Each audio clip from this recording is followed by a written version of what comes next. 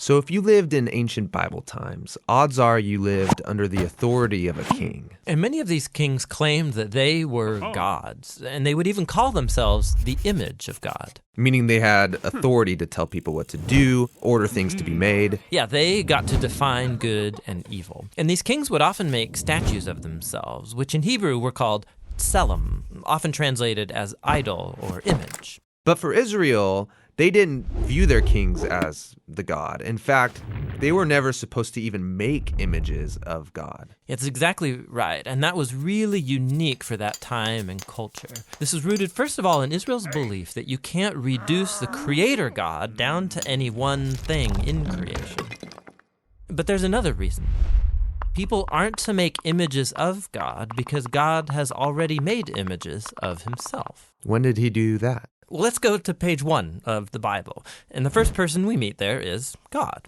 He's the one with authority over all creation. He speaks and creation obeys. And he defines what is good and not good. In other words, he alone is king. But then surprisingly, as the pinnacle of all of God's creative work, he makes humans. And he calls all of them the image of God. Wait, so he gives all humans the authority to rule. Exactly, that's what he goes on to say. He tells the humans to subdue the earth and to rule it. And so this task that once belonged only to elite kings is here in the Bible the task of every human being. This was a revolutionary statement in its day because all humans are being called to rule and to participate in the human project. So what does this mean? I mean, how are we all supposed to rule? So the picture we get in Genesis is gardening. Gardening? Yes, gardening. So they rule the earth by cultivating it, by harnessing all of the earth's raw potential and then making something more and new out of it. So growing food for each other. Yes, but that also includes growing families then, which become neighborhoods, and then they create communities where people are going to work and take care of each other and build businesses and cities that will expand to new places and so on. So ruling is really the day-to-day acts of our work and creativity. Yes, we take the world somewhere. This is humanity's divine and sacred task. Yeah, and this all sounds really nice. And humans have designed some pretty great things.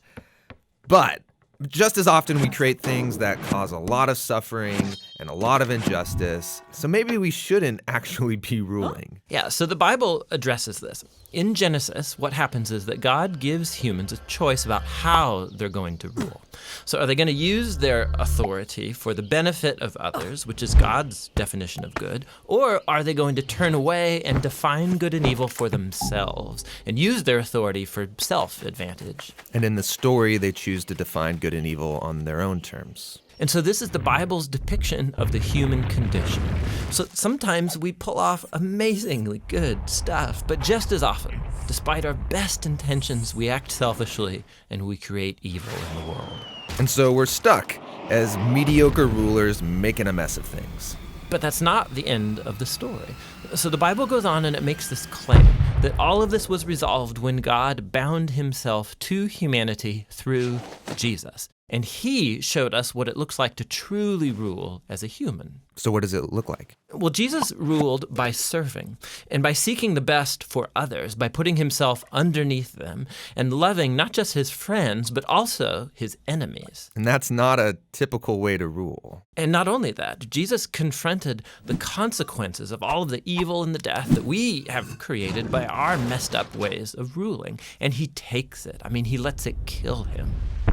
And so when the New Testament writers looked back to Jesus' resurrection, they see a whole new future opening up for all humanity. Jesus is a new way to be human. Yeah, that's why they called Jesus the image of God, or the new human. And not only that, they also believe that Jesus' divine life and power is now available to heal and to transform us to become our life and power. And this sounds really nice, but what does it really look like? So practically, the Apostle Paul said it looks like people being filled by Jesus' own presence and spirit, filled with love and joy and peace and patience and kindness and goodness and integrity and gentleness and self-control. He says this is the new humanity that God wants to create in us, so that we become people in whom God's image is being restored, people who will move the human project forward. And that's actually how the story of the Bible ends. It's a renewed world where God is on his throne and his servants are all around him, but they're the ones ruling over this new world, taking it into new, uncharted territory with Jesus as their healer and their guide.